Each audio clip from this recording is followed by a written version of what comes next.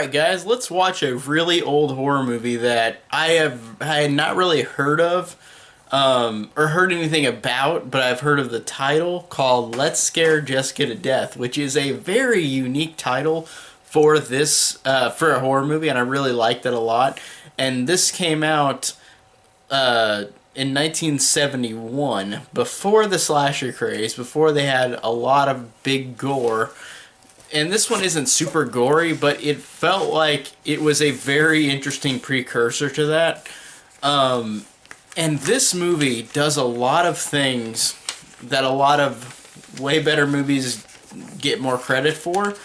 Like, there are a lot of horror movies like this that use this type of violence, but it's very effective here. And they've also got the "is she crazy or not" thing, so they have that as well. And I don't remember seeing one before this. Maybe Rosemary's Baby a little bit, but like, I'm trying to think of a big horror movie before 1971 that was really a psychological, like, kind of slasher-ish movie. So, even though Rosemary's Baby isn't a slasher, but you know what I mean. It is a 1971 horror movie that this character, Jessica, comes back home and she starts hearing voices and having hallucinations.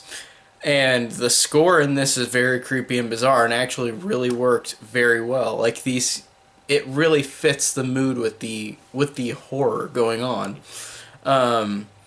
And there are really great moments of her hearing voices that are telling her things that are gonna happen, like really dire and disturbing things. And they really do a fantastic job of making it interesting and how she is losing it.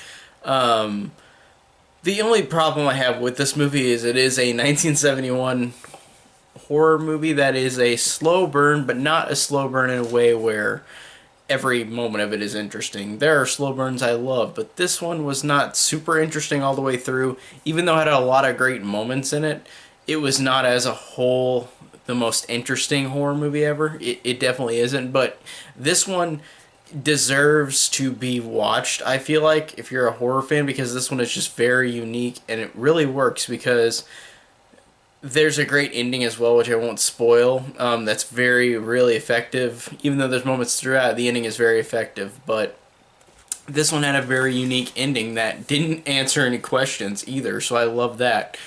And I just loved how this is a very unique, very interesting horror movie that nobody talks about. And it's just a very weird one that I think deserves watching because it has artistic merit and it has some good things about it. For me personally, I just think it's slow in some instances, but it's a good movie. It is a good horror movie, and I did like how the ambiguity of it. It was very ambiguous in a way or it was very entertaining. And actually pretty creepy. So I really actually did like... I actually liked Let's Scare Jessica to Death a lot. This is a really good horror movie. Despite it being a little slow in instances, I think this is still a great horror movie. Really did enjoy this one. So everybody go out and see this one. And if you have seen Let's Scare Jessica to Death, tell me down below what you think of the movie. Ask me if I have influenced you if you want to see this, because I feel like I want to get people to see this movie because it's a very fascinating horror movie. So either way, tell me your thoughts down below, and thank you guys so much for watching.